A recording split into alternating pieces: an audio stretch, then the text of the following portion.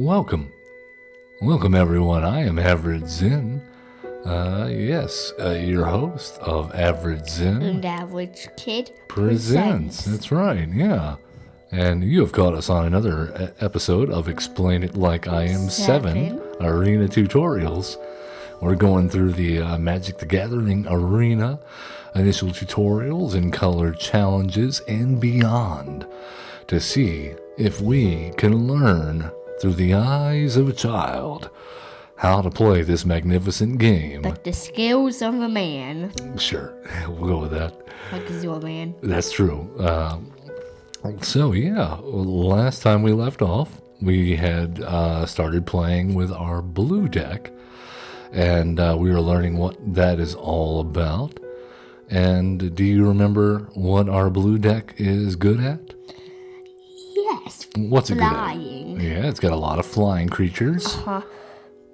My favorite card is definitely Water Knot. You like the Water Knot card? Now I get to use it on the people who used it on us. Well, let's take a look at it. Let's take a look at what we got. Uh-oh.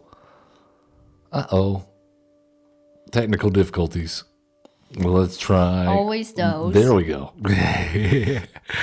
Let's not show a blank screen. There we go. We want to show off what we're doing. So let's go and pick up where we left off under Events and Color Challenge.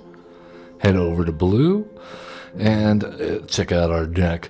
So we have the Water Knot. You said that was your favorite card, and that's going to tap because it taps them for a long time. Oh yeah.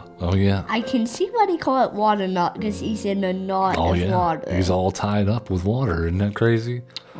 Yeah, because that's the blue magic is really to deal with the water and the wind and the air and the sky and the coastline.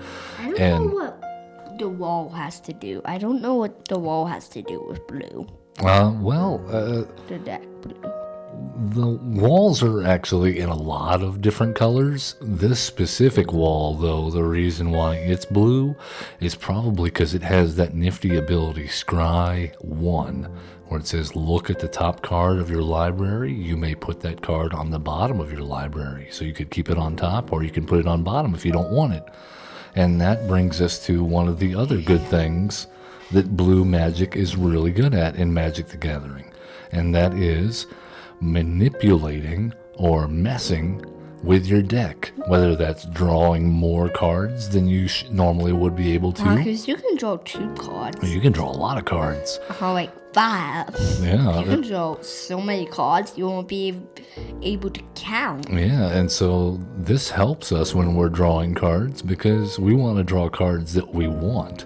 And not what we don't want. That's right. So this helps us what they call filter. You know what a filter is. It filters the water from bad to good. Yeah, well, we can filter anything. So we can filter our deck or filter our hand. We can look for what we want and leave out the rest. We can filter the air. Yeah, because we have cards even like this that says Overflowing Insight. We haven't gotten to cast this one yet, but it says draw 7 cards. Yeah, that's a whole new hand. You start the game with 7 cards unless you mulligan. So if you still have 7 cards and you get that, you want to play that as soon as you can, so then you can just get another. I feel like you just want to play brands so you can play that. Well, this is good. That's a good. I like where you're going here. One of my favorite parts of Magic the Gathering is drawing cards. 7, but it does cost 7. It does cost 7 mana. But it gives you 7 cards in turn. That is true, and it's a sorcery, so we can only play it during our turn. But this brings us to one thing I don't think we've covered yet because we haven't had to cover it yet. What happens if you have more than 7 cards in your hand at the end of the turn? You die. No, you don't die. You lose? No, you have to discard. You're only at the end of your turn. If you have more than 7 cards in your hand, you have to discard down to 7 cards. No. Okay, so let's buckle up and see if we can play some of these powerful spells. Like deep sleep. Yeah, the sleep, yeah. All right, well, take it away, average kid. Let's battle your old deck, the one we started with, the white deck, the mono white deck. We know that's good at gaining life and doing all sorts of shenanigans. And look at that. Oh, we gotta unsummon again. Unsummons are just the best. And we got this one, Clouds Can Seer, and we got this one again, and the rest are just mana. So I already played the mana. All right, well, it's our turn again. That was last turn. So I guess we play another mana. Yeah, we don't want to miss our land drops. And we can play this. So let's play this so we can have at least a card on us. Yeah, that's a good idea. We want a creature on the battlefield. We want to start attacking. Okay, and now let's see what that is. We need to right click on it and read what it is. Anytime we see a new card, it's double strike. Okay, so that means it's gonna deal its damage 2 times, right? One time without you doing the damage, and then they do the damage. They'll kill us because they have 1 attack damage and we don't have 1 defense, but we'll kill them because they have 1 defense and I have 2 defense. Well, let's think about that, okay? But let's not make any assumptions, because read what double strike does there at the top. What does that say about double strike?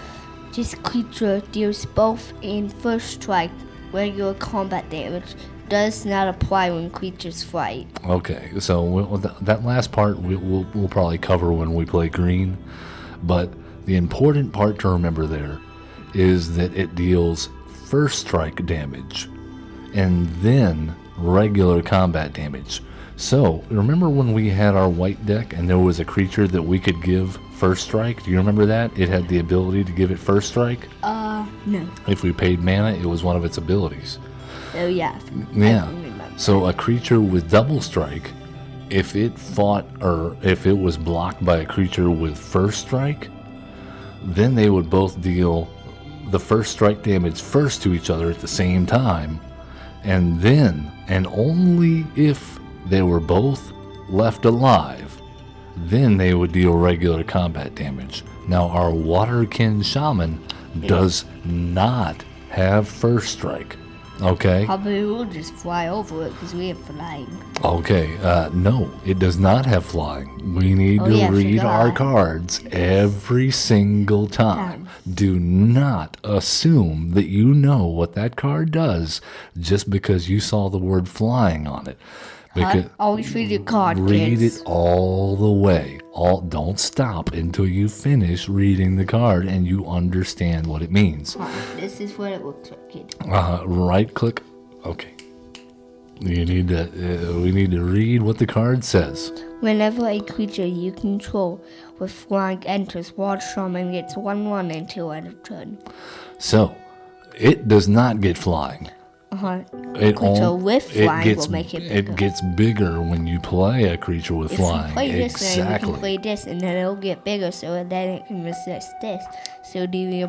Okay, yeah, because right now, if we attack with that, it'll die. It will block, and it will deal 1 first strike damage to our Waterkin Shaman before our Waterkin Shaman deals damage to it. So it will die without dealing any damage. But if you play that Cloudkin Seer, it gets bigger. It will get bigger. It will become a 3 power and 2 toughness. So we want to play this. If that Fencing Ace does 1 first strike damage, it won't be enough to kill it. So they'll kill each other during regular combat damage. But I just played this. That's right. So now if we attack in and they block, they'll both die. So we don't want to tap though. We could. And, this is one of those situations where if we attack now, we're doing what they call offering a trade. We're saying, I will trade you this creature for your creature, or you can just let it hit you and lose life. And that is a decision that we don't have enough information to say whether that's good or bad. Because what if we draw another flyer next turn? Then we could use the unsummon spell and put the Fencing Ace back in their hand, and then we could attack, and we would maybe get more damage in Yeah, without losing our creature. But we don't know if they're going to play another creature, and we don't know if we're going to draw another creature with flying. So we just have to do the best decision we can make here. And I think the best decision we can make here is to offer them a trade, because even if we lose this creature, we still have the Cloudkin Seer, the one that can attack. That is their only creature that we know about. So if they lose that, we're still ahead. We're still winning on board, as they say. So I guess we had attack. I think it would make sense. And they do block, so that means we're still winning. Well, because we still have one card. That's right. And now whatever they play, uh-oh. No. Okay, well, that's okay. Because look at this. And you remember I told you that you could use that offensively or defensively. And so do you want to get rid of this guy? Because what will happen if we unsummon our own creature? What does unsummon say? It'll bring it back to our hand so we can play it again. That's right. And you know what? Most time, maybe that would be bad. But this card, the Cloudkin Seer, what happens when it enters the battlefield? What does it say? What does it say it does when it enters the battlefield? Draws the card. That's right. So we get another card if we replay it. So I guess we unsummon it. That's right. And that'll get rid of it. The pacifism on it that's keeping it from attacking or blocking. Now we need to play another land or we won't have enough. There we go. And we got ourselves out of that situation, didn't we? Oh, we got a big flyer. Oh, they played another fencing ace. And they made it bigger. You see how we just unsummoned our guy and that got the enchantment aura off of it when we unsummoned it? Yeah. Well, if we unsummon their guy, that'll also make the enchantment go to the graveyard. We have enough ones. But we have a choice to make. Okay? It cannot block us right now because we have a flyer. But here's the thing. We could play that unsummon right now, and we would be guaranteed to make that go back to their hand and for the Knight's Pledge aura to go to the graveyard. Or we can take a chance. We can wait until their turn and play the unsummon, and then we can force them to use any card in their hand that they might have to protect it, because we have, and they don't know this, but we have another unsummon. I'll go with your idea. So I think we should play our land, attack, and then pass the turn. Play land, then the attack. And that is the Blue Mage way. The Blue Mage way is to pass the turn with all your lands untapped and play your spells on your opponent's turn. And so you have become the Blue Mage. Maybe on combat we want to play this. Well, okay. Let's let that go, because they're gonna pacifism on our creature, and that's okay because we can always unsummon it. Let's wait and see if they play anything else on their creature, because what's better than getting rid of that Knight's Pledge? What if they had another one? What if they tried to play another one on it? So we don't want to get rid of this creature, because we'll probably get another unsummon later, so let's hit pass. Well, let's wait and see what they do during combat. Okay. So we're going to wait until the last minute, right before it hits us. Okay? Now this is important. This is when we need to pay attention to our combat steps. Do you see down here in the bottom right? It says how pass. Right now it has a sword right above that? Yeah. Okay, that lets us know that in the combat step, we are in the attack phase. After the opponent attacks, if we have something we can do with an instant speed ability, we can react. However, we can also react now. Well, that's where we are right now. We're there in the attack step. We can also if we had a blocker, we could block and then react to after we blocked. So we could... Okay, I guess we'll just... Well, we don't have a blocker, though, so let's go ahead and do it now. Okay. There you go. And just like that, we didn't take any damage. And now they have to play it again. Resolve. Yep, that's fine. Yeah. Oh, wait. Before now it's the, you see here, they have the blue diamond. Put your mouse up there on that blue diamond. That, you see how it says stop on opponent's instep? Yes. Okay, so that is the last time that we can play something on our opponent's turn. So do you want to... We want to unsummon this, so then this... Yes, we want to unsummon that now because we have the mana to do it, and then that way we can replay it on our turn. But the question is, because if we play a land now, we'll be at 6 lands. Do we want to play that Cloud Conceer again? Or now do we want to play the big boy? You want to play the big boy. And what is that? Let's right click on that because we haven't played this one yet. What does it say? When... Do you know that word? No. Okay. Riddle Master. That's Riddle that's a Master. compound word. That's 2 words put I together. know. We've been learning about that in 1st grade. When Riddle Master Sphinx enters your... Sphinx. A Sphinx is a mythological creature that likes riddles. Enters you may return target creature and an opponent's creature to your owner hand. It has 5/5, so we Yeah. definitely want So that's like land. a creature and an unsummon all at the same time. So it's played. So that does the same thing to our opponent's creature as the unsummon. Okay, now it says okay. This is important. Whenever it asks you something down here, see how it says decline and take action? Don't just click. Read the middle of the screen. Read the question it's asking you because that will tell you which answer you want. Return to target creature opponent's hand, owner's hand. Yeah, because it says, this is important, because the Riddle Master Sphinx, it says you may return target creature and opponent controls to its owner's hand. You don't have to.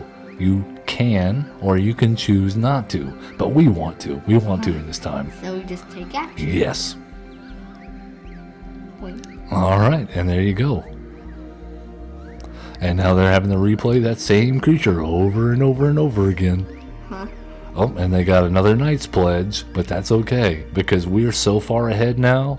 We have another Okay. Cloudkins? Now, Yeah. normally, remember, we want to play creatures after combat, but in this case, We won't play one before. because, and here's the difference. Look here. You see how this creature has an eye on it? You see that eye? Yeah. Yeah. Well, that lets us know. And you see how this one doesn't have an eye? Yeah. Well, that lets us know that our opponent has seen that card. You remember when they saw that card? Because it says revealed. Yeah, that's right. It's revealed. And so that lets you know that your opponent has seen that card. They saw it because we played it, and then we put it back into our hand. So they know we have this one. They don't know we have another one. Okay? So we can just play one of them. So- or we can play- we have no element of surprise right now with the one that has the eyeball on it. How about we do have an element of surprise with this one? That's So I right. guess we'll just wait to play this one and play this one now. That's right. Play that one first. And then we're even going to cover up the fact that we have another land. Look at that. No. We're even okay, yeah. We're even going to cover up the fact that we have another land until after combat because they have 2 mana untapped. That means they could do something. So we want them to spend their mana now rather than on what we're going to try to do after combat. So let's we just hit next. Yep, let's just go to combat and let's swing in with our big Sphinx. Huh? We'll get him killed him. Down to 13. Okay, they didn't do anything, so let's play our land and let's play as many spells as we can. Well, hold on. Nope, that was all we can do. But next turn, we can do more. All right, now we have a decision. Do we block or do we take 6 damage? 6 damage isn't really that much to us because we have 20, so. But they do have a card in hand, and they have all the untapped mana. So do we want to play? Do we want to be risky and take some damage and possibly a lot of damage? What's block? Or do we just block with one creature? We just block with this creature. I think if it was 1 less damage, if it was only 5, I would say maybe let's risk it. But 6 damage, that's over 25% of our life. So 1 blocker. All right, and they didn't play anything. We can play this and this. Yeah, but and we definitely want to play that one before combat. What does that one say? Other creatures you control fly and get 1/0 until 1 turn. So they get 1 more power. So we play this. Yeah, and now they're bigger. Now we just hit next. Yeah, we attack because they still have that 1 card in hand. They might be able to give that guy reach. We don't know, but they didn't do it. So let's play a land and play our last Cloudkin Seer and pass the turn. We'll see what we draw. More land. We've 8 years. I think we can afford to block here. I think we can. No. Okay. Well, we can also afford to take damage. I would have blocked because we have more than enough creatures to kill them. That's it. Let's just play that one for fun. What does that one do? Whenever a creature flying attacks, you may draw a card. No, again, that's a may, so we don't have to. There might be if we had more than 7 cards in hand, we might not want to draw. But since we don't, I think we should just attack with everybody, and we'll draw a bunch of cards and win the game. Look at that. Look at all those triggers. That's a lot of cards. Let's do it. Let's draw. Take action. Take all the actions. Draw all those cards. Because we don't know what our opponent has in their hand. We might draw an unsummon, and we might need it. You don't know. You never know. You got a water knot at the last second. Yeah, just like chess. You never know until you have checkmate. Uh-huh. All right. Well, good game, partner. Good game. All right, we did it. That brings us on to the next lesson, and we'll cover that next week. Did you have fun? Yeah, it feels good to draw those cards, didn't it? And we got a water knot finally, but we didn't get to play. It's like this game doesn't want us to play water knots. That's okay. We only needed those unsummons. 1 mana spell that'll get the job done is better than a 3 mana spell. And after this Flatger, we'll be facing another player. Oh yeah. Well, yeah, we gotta finish up this challenge against Chandra next week, and then we'll be testing out our blue deck up against another player. You're right. So anyways, let's do our outro. All right, if you insist. As always, remember to love one another. Be cool. Don't be a jerk. And have fun playing Magic the Gathering. Bye. Bye.